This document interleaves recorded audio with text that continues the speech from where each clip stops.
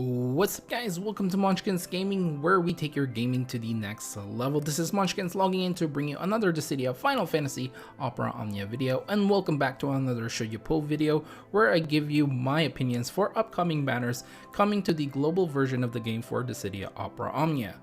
In this video, we are going to be taking a look at Squall's LD and Burst banners. So there are two banners, however, I will be only covering, of course, the reworks and of course Squall himself, which will be getting his Burst and LD weapon. Now before we do start, like and subscribe if you haven't already. It does really help my channel, guys, and I really do appreciate all the support that you guys give me. Of course, we'll make a like goal for this video as well. Since we haven't met the 200 likes in my previous Should You Pull videos, I think it's safe to say that that will be the same like goal for this video. And without further ado, let's start this video.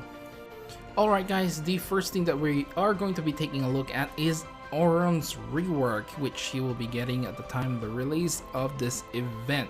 So first things first, his Banishing Blade changes. Now this will have an increase of brave hit count to 6 instead of the 4, if I remember correctly.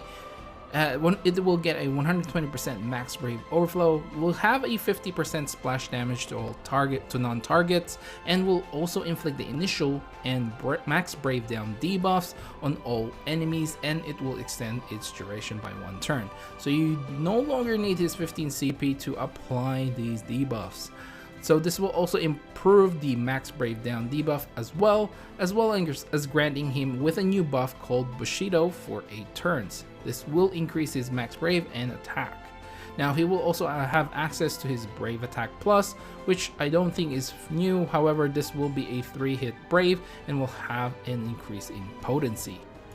Next up, let's take a look at the changes with Purgatory. This will increase the action count to 3 instead of 1, basically having more usage, and it will become a 4-hit single target melee attack plus 1-hit AoE melee attack, and will do an AoE HP attack. This will deal 100% damage to all enemies, that's HP damage by the way, and will inflict a melee resist down debuff, and will extend its duration to 2 instead of 1. This will also grant him the Bushido buff for 8 turns. Now let's take a look at Auron's EX, which is a very old one.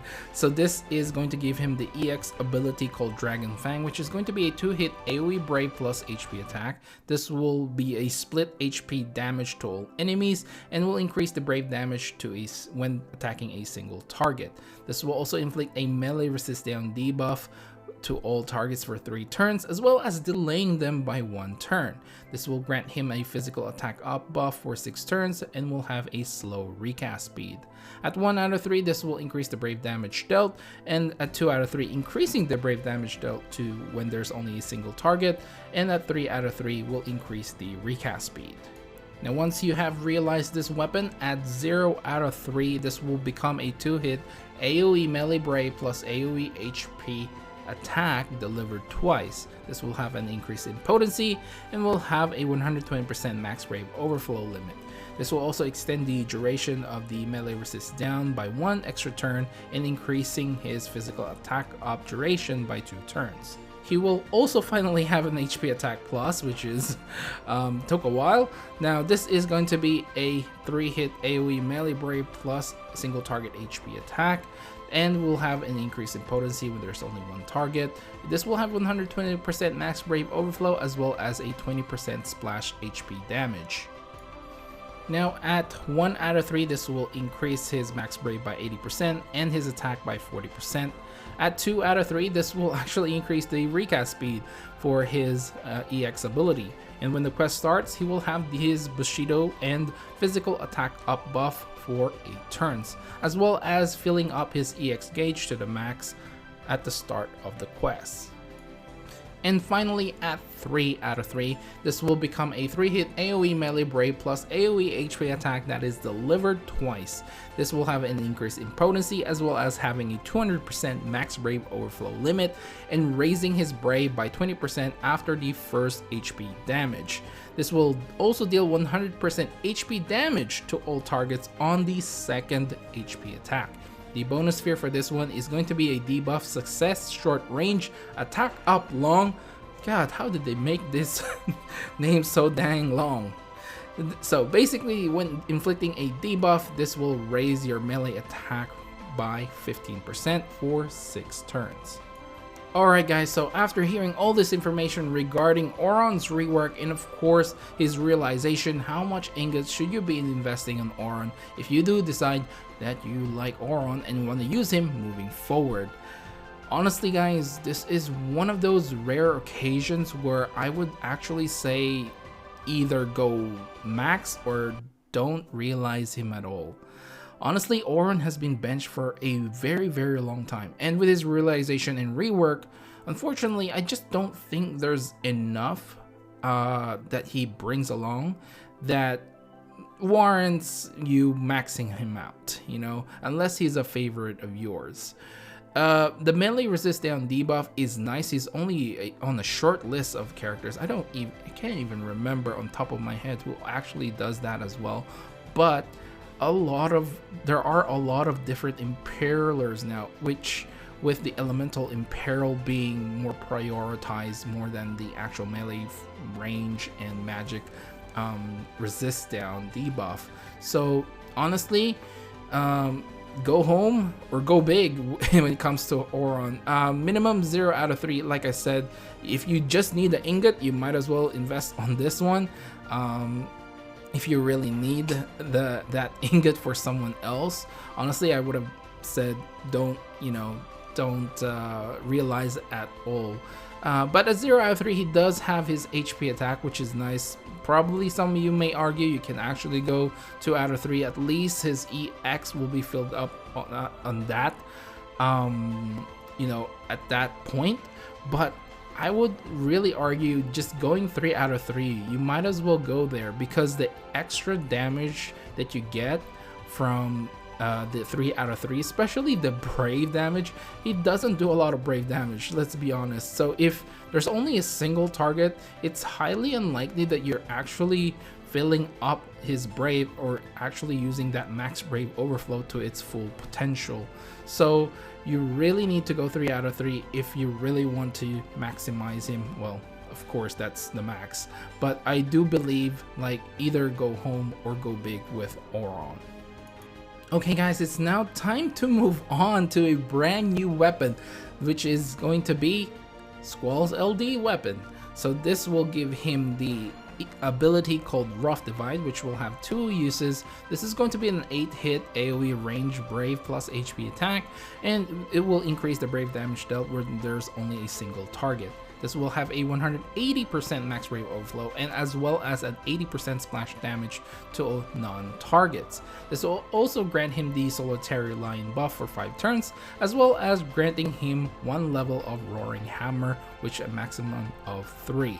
Now Roaring Hammer basically increases his attack and his Stolen Brave overflow depending on what level of the Roaring Hammer you have.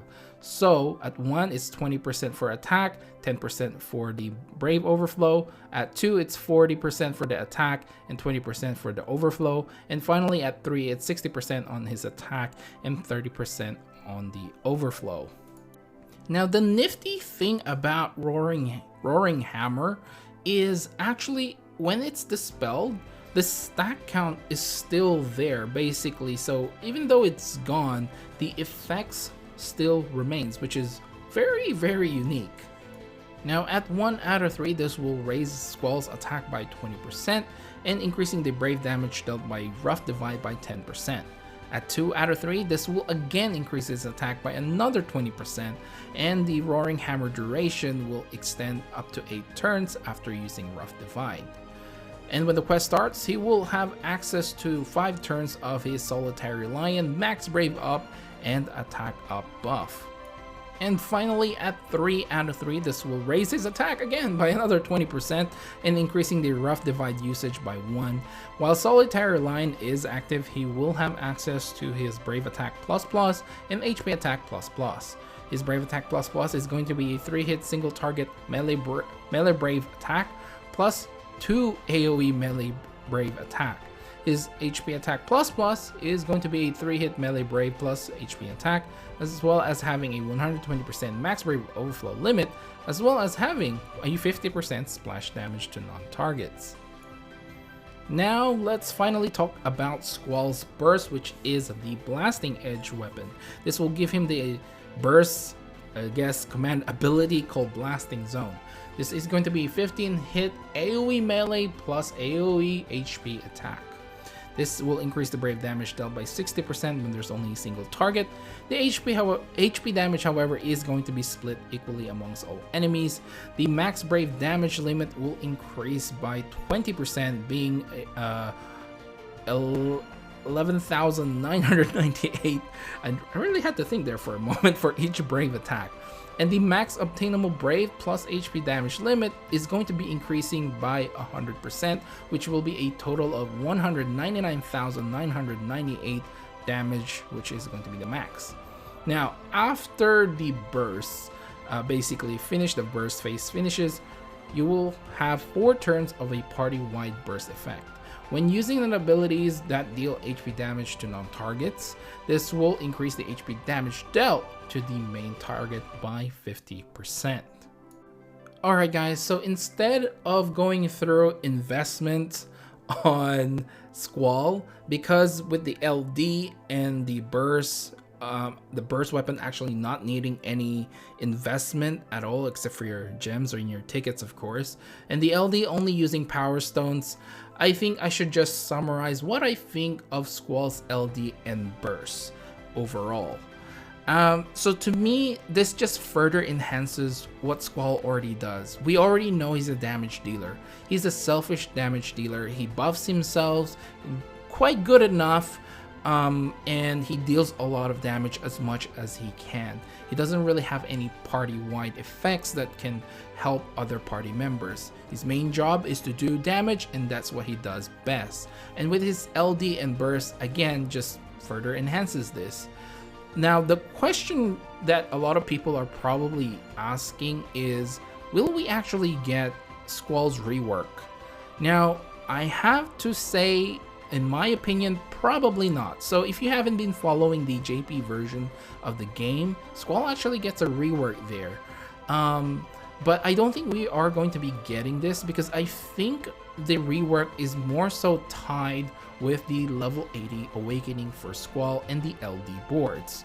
So even though some might argue, oh, we can get the solid barrel change and the Renzo cooking change, I highly doubt it. So overall, you're gonna be investing on Squall, maybe looking forward to the level 80 awakening so you already have his weapons. So that's probably why you would invest in trying to get these 2 weapons now. But overall, do I think Squall is good? Well, yeah, for the first month, I think he's gonna be really good for the first month. He has an advantage. He has his LD weapon and his burst weapon. He's going to be doing insane amount of damage at the start of the month and throughout the month, basically. So the only other burst weapon that we are getting this month is going to be Shantoto. We are going to be getting a couple of LD weapons, so there's that. But Squall is going to be highlighting this month. But are there better burst weapons? Yes, I do believe there are way better burst weapons overall. So that's what I think of Squall right now. If you are going to be investing on Squall right now, don't expect the rework. You should be investing now for the future, basically. Or if you don't want to invest now and just wait for that to come around, then that's okay as well. So after explaining all that regarding Squall's and Auron's, Auron's rework and realization and Squall's LD and burst, I guess I pretty much kind of answered whether you should pull on this banner or not. Yeah, so to me, chase the LD, not the burst. So for Squall, if you do get his LD, that's good enough. I think the burst is something that you get later on, maybe, his The banner, his burst weapon expands to 2 other banners after this. So we have Ultimisia and Amethyst banner, which you have the chance to get his burst. So you're gonna be pulling on these banners more for the LD rather than anything else. Okay, try to use your tickets. Hopefully you do get it. I really advise you to avoid using your gems on this one unless there's other characters in the banners that you might have liked or might have missed. The increase in EX rate is applied in these banners now, so that'll be really great for you to grab some of the other EX weapons. Maybe you like Tifa, so you can go on the banner where Tifa's weapon is there or something along those lines. But if you already have a lot of the weapons, like I said, just use your tickets. And for me personally, I'll be trying to chase for the LD, probably not the burst, even though I would like to get it. I don't think I'm like all the way for Squall at this point. Maybe when his rework comes around and his level 80 awakening, I would be more inclined to actually pull for the burst, for his burst weapon. I don't think Auron is good enough or enticing enough for me as well, so I'm gonna be personally using tickets.